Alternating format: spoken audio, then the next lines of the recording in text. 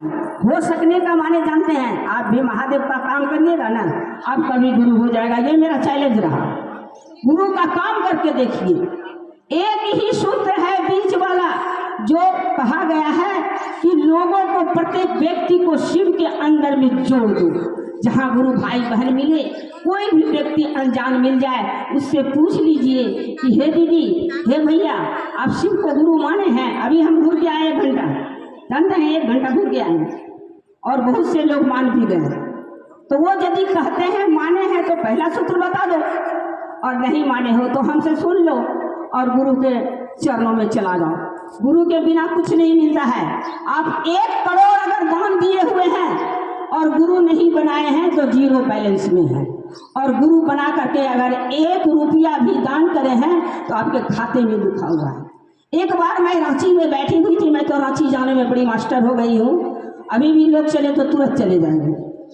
तो रांची में बैठी हुई थी तो साहब ने कहा, जिन्होंने शिव को गुरु माना है उसको 4 घंटा डेली महादेव की काम करनी पड़ेगी। मैं भी घबरा गई कि लोग बड़े बड़े चर्चा में जाते हैं, टाइम हो जाता है उसके बाद जाता है। अरे भोला, में जागरण में भाग लेने का कोई तरीका ही नहीं सीखा है, जो कि उसी में सब कुछ है। तो बोले, हम जानते हैं, खड़े होगी क्यों बोलते हैं कि अगर मैं गलत बोलूँगी तो साहब सही शब्द में मुझे समझा देंगे। मैंने कहा कि साहब 4 घंटा कैसे होगा, लोग तो चर्चे में उथल पुथल हो जाता है। बोला, सुन, बोली तो सुन ले मेरी कहानी। 4 घंटा के बदला क्यों, मैं तो कहती हूँ कि 8 घंटा हो जाएगा। कैसे? आप सुबह उठते हैं, पहले अपने बिस्तर पर से ही कह दीजिए कि हे महादेव, आप मेरे गुरु हैं और मैं आपकी शिष्या हूँ, मुझ जैसी शिष्या पर सरकार एक बार दया नहीं कर दीजिएगा। वो गुरु करते हैं। तो कहा क्या, उसके बाद क्या करते हैं हम लोग, इसका क्या काम है?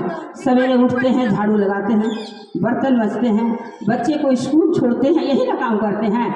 तो बच्चे को स्कूल छोड़ने जाइए और दया मांगते मांगते चल जाइए, नमः शिवाय करते करते चल जाइए। तो 4 घंटा क्यों, मेरा तो 8 घंटा होता है। मेरा होता है दीदी, क्योंकि मेरे मुख में सब समय महादेव की ही बात रहती है जहाँ चलती हूँ, और जहाँ भी कार्य में जाती हूँ तो मन में एक ही उमंग लगी रहती है, क्या कि मैं हरे भोला जागरण में जाकर के भाग ले लूँ।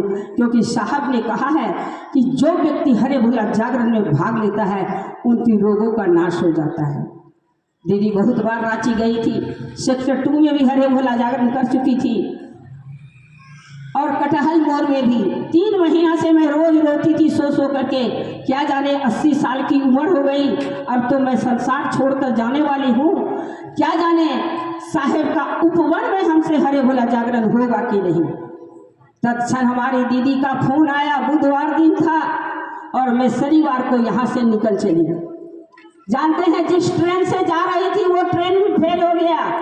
मैं दुर्गापुर में बोली कि मैं यहाँ से जाने वाली नहीं हूँ, चाहे जिस रूप में रांची जाऊँगी तो जाऊँगी। और महादेव मुझे समय के अनुसार से वहाँ पहुँचा दिए, और ऊपर में भी जा करके जागरण भोला, हरे भोला भी कर ली, जागरण भी कर ली, हमारी दीदी की बात भी सुन ली। और हमारी दीदी जब सुबह 8 बजे पहुँचे तो दीदी ने कहा, कमला दीदी एक काम कीजिए। बोले, दीदी क्या? तो आपका ट्रेन का बजे है? बोले, ट्रेन तो बहुत है लेकिन 7:30 बजे वाला लास्ट ट्रेन है। तो बोला, हमको पहले विदा कर लीजिएगा तब आप जाइएगा। बोले, क्यों दीदी? तो दीदी को मोतिहारी जाना था। दीदी 5 बजे निकली और हम भी 5:30 बजे, सोच लीजिए 10 घंटा 11 घंटा हम उस उपवन में घूम रहे थे, और साहेब का भोग का प्रसाद भी मिला। ये हमारी अंतिम इच्छा थी, और अगर मैं रहती हूँ तो जाते जिस बात भी हमारे गुरु भाई जाएंगे, जब भी बोलेंगे जाना है। क्योंकि दीदी ने कहा कि जब तक गुरु भाई ना आवे, आपकी उम्र बहुत ज़्यादा हो चुकी है, तभी आप रांची आइएगा।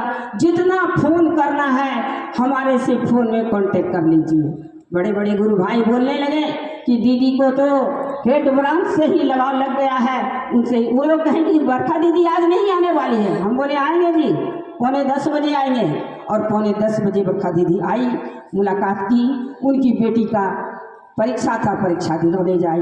तो गुरु को यदि हम मन से याद करते हैं, हमारे गुरु टेस्टर गुरु हैं।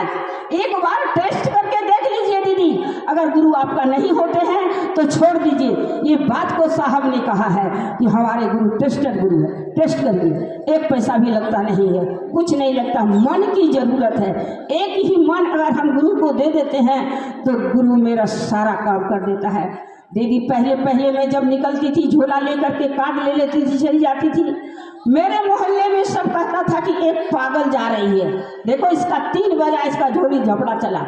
हम बोले सुन ले, मैंने गुड़ खाया है, तूने करेला खाया है, मेरे साथ में गुड़ खा करके देख तो महादेव का काम मिल जाएगा। आज वही लोग कहता है दीदी चले जाइएगा ना तो हम लोग को बड़ी असर आएगा।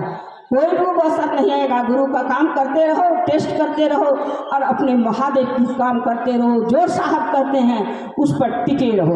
हमारी दीदी जो कहती है मैं तो उसी पर टिकी रहती हूँ। इसीलिए सुन लीजिए, हमारी 435 शुगर थी लेकिन अभी 152 में है। ये महादेव की दया नहीं है तो किसकी दया है? महादेव की दया है।